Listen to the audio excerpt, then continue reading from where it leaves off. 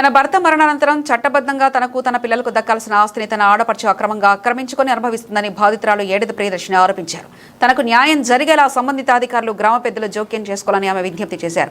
స్థానిక ప్రెస్ క్లబ్లో బుధవారం నిర్వహించిన విలేకరుల సమావేశంలో ప్రియదర్శిని మాట్లాడుతూ రఘుదేవపురం గ్రామానికి చెందిన తన ఆడపడుచు మాజీ సర్పంచ్ ఇండింగిమిల్లి చంద్రదిల్లా తన పట్ల అన్యాయంగా వ్యవహరిస్తుందని ఆరోపించారు. ఆస్తి విషయంపై ప్రశ్నించగా తనను తన పిల్లలను వేధింపులకు గురి చేయడమే కాకుండా దాడి చేశారని, ఈ ఘటనలో గాయపడడంతో ఆసుపత్రిలో చికిత్స పొందినట్లు తెలిపారు. పోలీస్ స్టేషన్లో కూడా రిపోర్ట్ ఇచ్చారండి. ఇలా కట్టుగా కొంతమంది పెద్దలు ఇలా కదమ్మా నువ్వు ఒక 5 లక్షలు కట్టు నీకు పొలం ఇప్పించేస్తానంటే 5 లక్షలు కూడా కట్టినండి. అవన్నీ ఇడిపించానండి, పాస్బుక్లు ఇడిపించాలని ఉన్నానండి. నాకు న్యాయంగా ఏమీ జరగలేదండి. కలెక్టర్ ఆఫీస్కి వెళ్ళానండి, మొత్తం పెద్దలందరి దగ్గరికి వెళ్ళానండి. న్యాయం జరగలేదు. అందరికీ నమస్కారం అండి. పాత్రికేయ మిత్రులకు మీడియా ప్రతినిధులకు మేము వెంటనే మనం సహకరించిన ప్రతి ఒక్కరికి నా హృదయపూర్వకంగా నేను నమస్కృతులు తెలియపరుస్తున్నాను. నా పేరు మోజెస్ బాబు.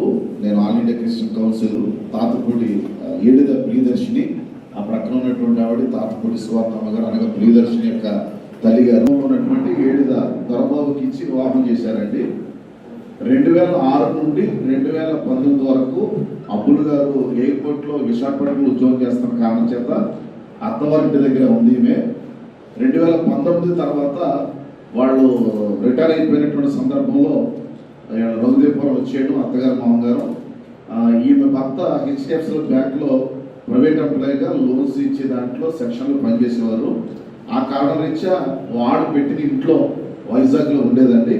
ఈమె వైజాగ్లో ఏ ఇంట్లో ఉందంటే అక్కడ ఒక ప్రెస్ నడుపుతున్నాడు ఒక ఆయన, అక్షర కిరణ్ ఏదో పేపర్, అది ఆ పేపర్ ఆయన ఇంట్లోనే ఈమె వాళ్ళు పెట్టిన ఇంట్లో ఉంది. అయితే 2021 సంవత్సరంలో కోవిడ్లో ఈమె భర్త చనిపోయాడు. అంత పూర్వం ఈమె అత్తగారు చనిపోయిందని రఘుదేవపురం వచ్చిన తర్వాత. ఈ భర్త చనిపోయిన తర్వాత జూన్ 1వ తారీఖున 2021 భర్త చనిపోయాడు.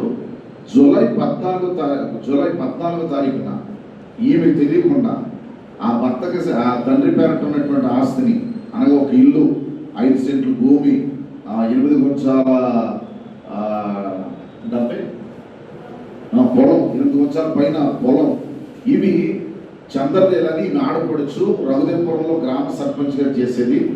ఇప్పుడు ప్రజెంట్ కూడా మొన్న అయిపోయింది కనుక ఇంకా ఎలక్షన్ జరగలేదు కాబట్టి ప్రస్తుతానికి గ్రామ సర్పంచ్ గానే ఉంది.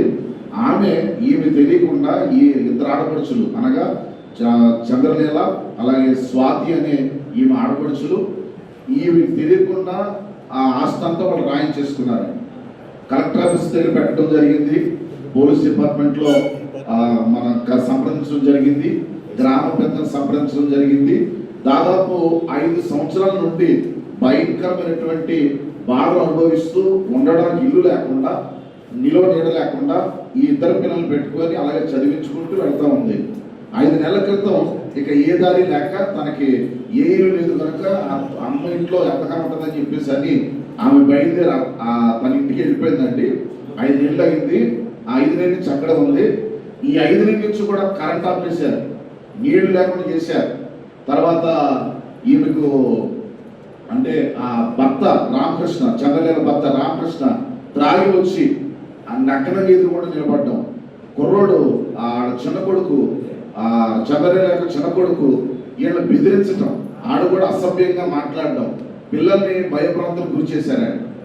ఈయన గడిచిన నెల 30వ తారీఖు రాత్రి ఇక అద్దెంట్లో ఉన్నటువంటి కొన్ని సామాన్లు ఉన్నాయి కదా, ఇక అక్కడ ఇక్కడ అద్దె కట్టుకోవడం ఎందుకని చెప్పని సామాన్లు తీసుకుని వెళితే రాత్రి వెళ్ళిన సమయంలో ఈ చంద్రలేల ఆమె ఆడపడుచు అలాగే ఆమెకి 2 పిల్లలు, ఆ పిల్లలకు ఉన్నటువంటి కొంతమంది స్నేహితులు కలిపి ఆ రాత్రి ఈ పిల్లల మీద అనగా ప్రియదర్శిని మీద అలాగే ఆ పక్కన తల్లిగారి మీద వాళ్ళ కుర్రోడి మీద అటాక్ చేశారు. ఎంత అటాక్ అంటే గట్టి క్యాక్ వేసుకొని చుట్టుపక్కల వాళ్ళు ఇది ఎవరు రాలేని పరిస్థితి గదిలో కొడితే వెంటనే వీళ్ళు స్పృహ పడిపోవడం, ఆమెకి శరీరం అంతా రక్తగారడం. అక్కడి నుంచి ఆమె తీసుకొని వచ్చిన తర్వాత మేము సంప్రదించడం జరిగింది.